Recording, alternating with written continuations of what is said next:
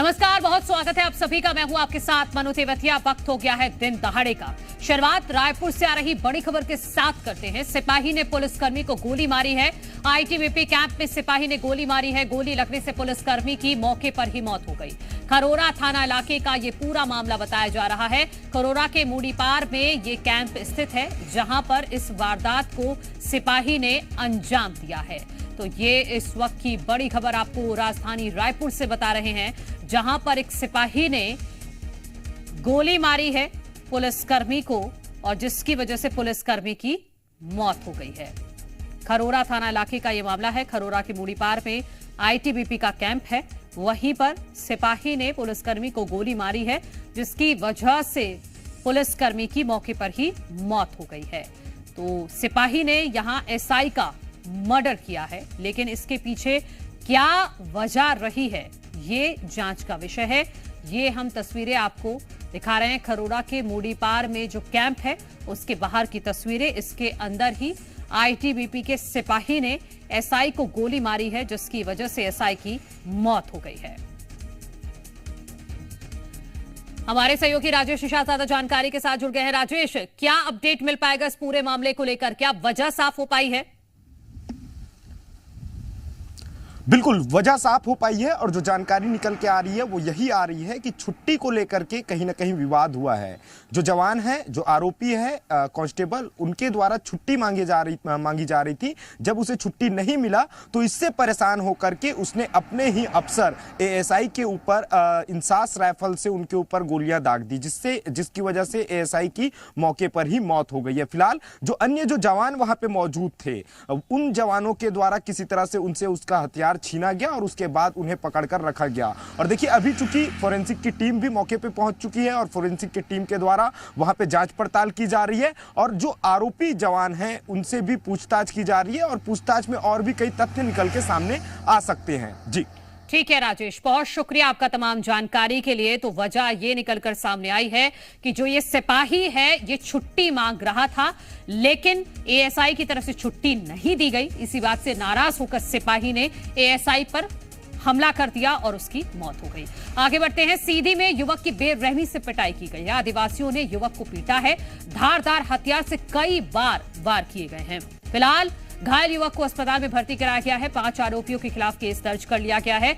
मझोली थाना क्षेत्र के परसली गांव की ये पूरी घटना बताई जा रही है, जहां आदिवासियों ने एक युवक को पीटा है बड़ी ही बेरहमी के साथ। तस्वीरें आपके सामने हैं। ये घायल युवक, इसकी पीठ देखकर आप अंदाजा लगा सकते हैं कि कितनी जबरदस्त तरीके से इसकी पिटाई की गई है। धारदार हथियार से कई बार इसके ऊपर वार किया गया है, जिसकी वजह से बुरी तरह से घायल हो गया। आरोपियों के खिलाफ केस दर्ज किया गया है। 5 आरोपियों के खिलाफ मझोली थाना क्षेत्र के परसली गांव की ये पूरी घटना बताई जा रही है, जहां एक युवक के साथ आदिवासियों ने बेरहमी के साथ मारपीट की है। धारदार हथियार से उसके ऊपर कई बार वार किया गया है। हमारे सहयोगी आदर्श गौतम ज्यादा जानकारी के साथ सीधी से जुड़ गए हैं। आदर्श, ये युवक कौन है और क्या विवाद था जिसकी वजह से आदिवासियों ने इस युवक को इतनी बुरी तरह से पीटा है? बिल्कुल मनु, आपको बता दें कि अभी मऊगंज की घटना की आग ठंडी नहीं हुई है। क्या है कि सीधी जिले में लगातार आदिवासी परिवार ने ब्राह्मण परिवार की बेदम पिटाई की है। अभी जो घटना हुई है, इन लोगों की दोनों के बीच क्या कैसे बातचीत हुई है, अभी घटना की जानकारी भी स्पष्ट नहीं हो पाया है कि आखिरकार जो सौरभ तिवारी जो युवक है उसकी बेदम पिटाई की गई है और उसकी स्थिति जो है गंभीर बताई जा रही है। फिलहाल उसे हॉस्पिटल के लिए गंभीर हालत में भर्ती करवाया गया है। अब जो मझौली पुलिस है, मझौली पुलिस जो 5 आदिवासी लोग हैं, उनके 5 लोगों के खिलाफ मामला दर्ज कर लिया है और उनकी तफ्तीश में जुटी हुई है। जो सौरभ तिवारी की स्थिति अभी नाजुक बनी हुई है। आखिर किन कारणों से आदिवासी युवकों के द्वारा ब्राह्मण परिवार के सौरभ तिवारी के पर वार किए हैं। विजुअल के माध्यम से आप देख सकती हैं कि किस तरह से बेरहमी की गई है, कि किस तरह से गंभीर चोटें आई हैं सौरभ तिवारी को। इसमें मझौली पुलिस है। अब देखना दिलचस्प होगा क्या कुछ आरोपियों के खिलाफ क्या कुछ रुख अख्तियार करते हैं। जो आरोपी है अभी पूरी तरह से ठीक है फरार आदर्श, बताया। फिलहाल शुक्रिया आपका तमाम जानकारी के लिए। तो पुलिस इस पूरे मामले में जांच पड़ताल कर रही है।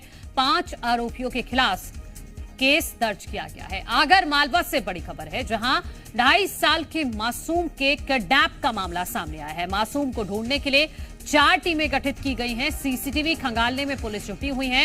एसपी ने 10,000 का इनाम भी घोषित किया है। सुराग देने वालों को 10,000 रुपए दिए जाएंगे। बच्चे को मौसेरी बहन अपने साथ मंदिर लेकर जा रही थी, तभी बुलेरो गाड़ी में 4 से 5 किडनैपर्स आए और मासूम को छीनकर फरार हो गए। इसके बाद से बच्चे की मां का रो रो कर बुरा हाल है। पूरा मामला आगर मालवा के टिल्लर कॉलोनी का बताया जा रहा है।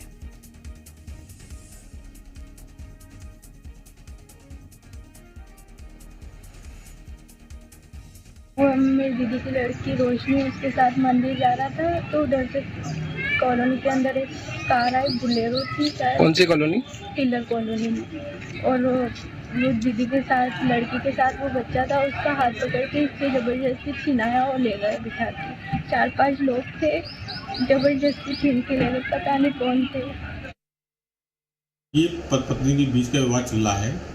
पिछले साल भी ऐसे ही जो है पत्नी से अपने बच्चे को ले गया था। उस समय भी प्रकरण पंजीबद्ध, मतलब यानी उसमें प्रकरण पंजीबद्ध किया गया था और बच्चे को दस्तयाब करके फरियादी को दिया गया था।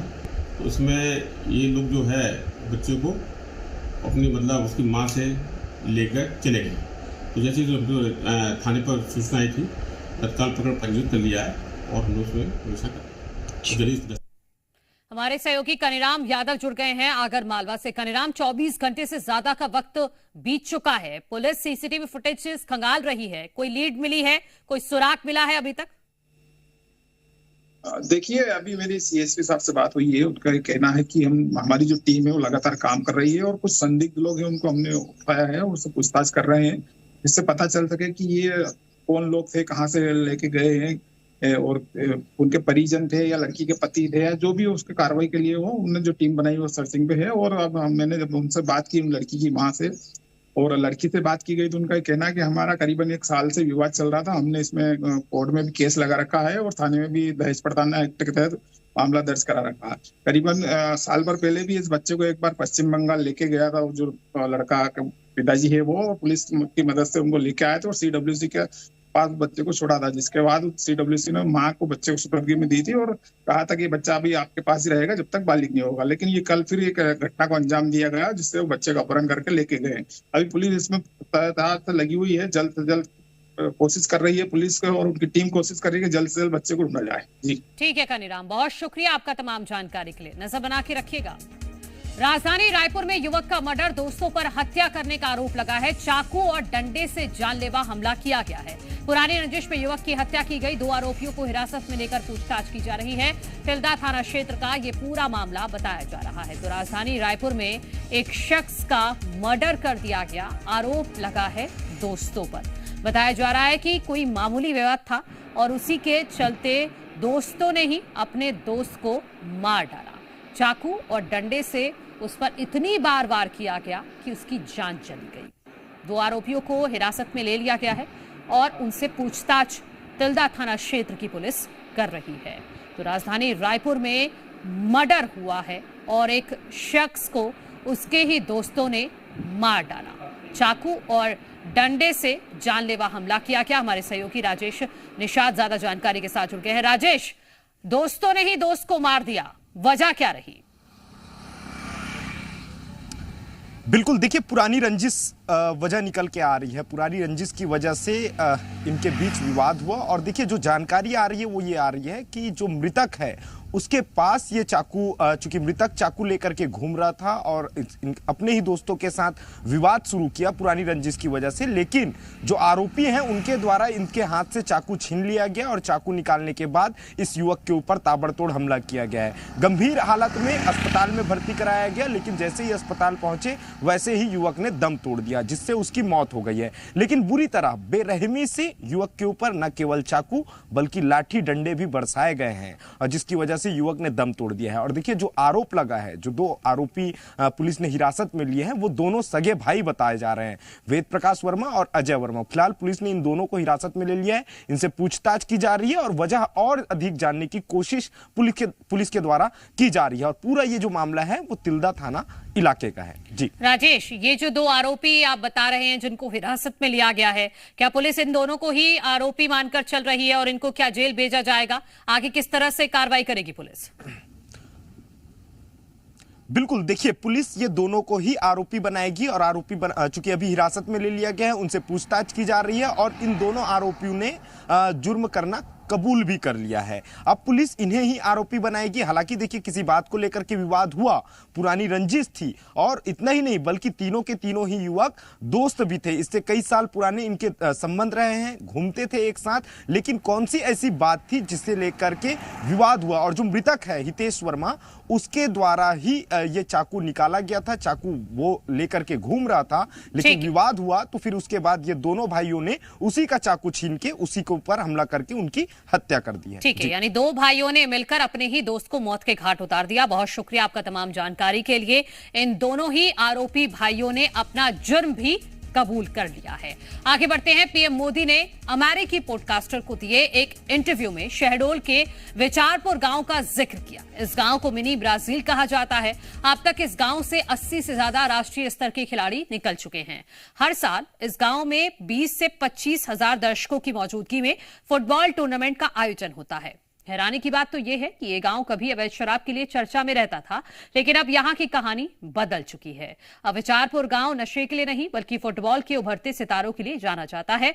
यहां के लोगों की फुटबॉल के प्रति दीवानगी ने गांव को मिनी ब्राजील की पहचान दिला दी है।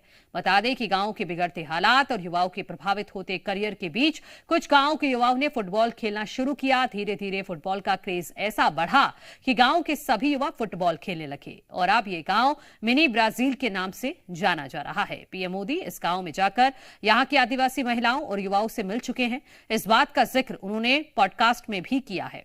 पीएम मोदी ने यहां के युवाओं से उनकी बात का भी जिक्र किया।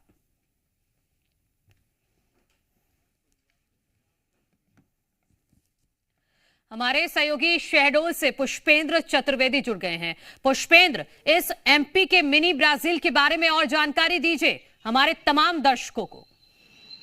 जी मनु, मैं बता दूं कि पहले तो जैसे अमेरिकन टेलीकास्ट के जरिए पीएम मोदी ने शहडोल जिले के एक ब्राजील मिनी ब्राजील के नाम से मशहूर विचारपुर गांव की बात कही है। ये बात 2023 की है, जब पीएम मोदी शहडोल के दौरे पे आए थे। जनजातीय समुदाय के लोगों से मिलने का उनका प्रोग्राम था। यहाँ पर वो आए और उन्होंने यह भी देखा, उन बच्चों से मिले और विचारपुर के उन खिलाड़ियों से मिले जो 80 से ज्यादा नेशनल प्लेयर रह चुके हैं और आज लगभग 100 से ज्यादा छोटे और बड़े बच्चे जो नेशनल पर खेल रहे हैं। ये कभी विचारपुर नशे की लत पर था, क्योंकि आदिवासी बहुल क्षेत्र है। यहाँ पर लोग ज्यादा पढ़े लिखे नहीं थे तो नशे की लत में थे। लेकिन आज अगर वहां बात करें तो वहां नशे की लत तो छूट गई है, लेकिन एक नई लत फुटबॉल की लग गई। जो बच्चा पैदा होता 5 साल से वो बच्चा खेलना प्रारंभ कर देता है। और शहडोल से लगा हुआ है विचारपुर, जहां पर मिनी ब्राजील से जाना जाता है अब मध्य प्रदेश, और अब विदेशों में भी जाना जाएगा, जैसा कि पीएम मोदी ने अमेरिकन टेलीकास्ट में ये बताया है।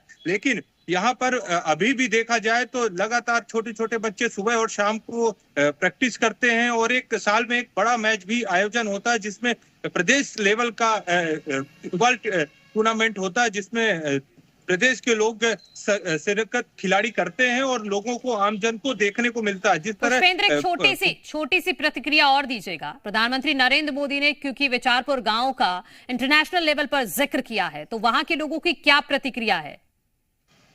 जी मनु, मैं आपको बता दूं कि हमने उनसे जानने की कोशिश की, लेकिन सुबह वो लोग प्रैक्टिस करते हैं और शाम को, तो उनसे फोन पे तो बात हुई। उन्होंने कहा कि ये हमारे लिए एक बड़े खुशी की बात है कि राष्ट्रीय नेशनल लेवल पर हम इंटरनेशनल लेवल पर हमारे गांव की बात पीएम मोदी ने रखी है। ये बहुत बड़ी बात है और खिलाड़ियों को इससे उत्साह मिलता है, उनका मनोबल बढ़ता है। बहुत शुक्रिया आपका तमाम जानकारी के लिए पुष्पेंद्र। इंदौर में युवती ने हदें की पार, युवती ने थाने में हंगामा किया है। बॉयफ्रेंड को छुड़वाने के लिए थाने पहुंची, थाने के अंदर घुसते ही गालियां देना शुरू कर दिया। नशे में ये युवती बताई जा रही है। युवती का बॉयफ्रेंड थाने में बंद है। विजयनगर थाने का वीडियो भी सामने आया है। तो इसका बॉयफ्रेंड बंद है थाने के अंदर। ये है वो वीडियो जो इस वक्त वायरल है कि एक लड़की थाने के अंदर जाकर हंगामा करती है। वो खुद नशे में धुत है और वो अपने बॉयफ्रेंड को छुड़वाने के लिए यहां पुलिस के सामने ड्रामा करने लगती है, गालियां भी देती है। जी मध्य प्रदेश छत्तीसगढ़ एक्सक्लूसिव तस्वीरें आपको दिखा रहा है कि बॉयफ्रेंड सलाखों के पीछे है और उसको छुड़ाने के लिए ये गर्लफ्रेंड यहां पर पहुंच गई है। थाने के अंदर घुसते ही इसने गालियां देना शुरू कर दिया, तमाशा करना शुरू कर दिया और ये लड़की नशे में धुत भी बताई जा रही है।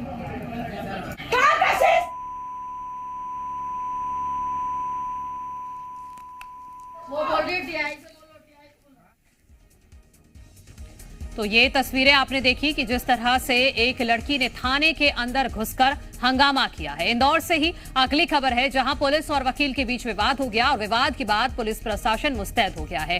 एडिशनल सीपी ने पुलिस बल को निर्देश दिए हैं। पुलिस प्रशासन ने अपनी सतर्कता बढ़ाई है। इसी बीच पुलिस कमिश्नर का बड़ा बयान सामने आया है कि विवाद की स्थिति से निपटने के लिए तैयार रहें। विवादों का समाधान नियमों के तहत करना है।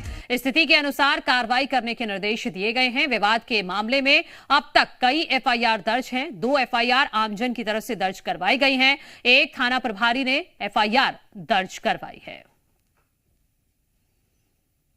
जो एक इसमें जो भी वीडियो परिलक्षित हुए उसके हिसाब से जितने लोग उसमें परिलक्षित हो रहे हैं उन पर एफआईआर की गई। देखिए, प्रजातंत्र में संवैधानिक तरीके से हर किसी को अपना पक्ष रखने की, अपनी बात रखने की, न्याय प्रणाली के अनुसार संवैधानिक तरीके से रखने का सबको अधिकार है, तो हर कोई रख सकता है।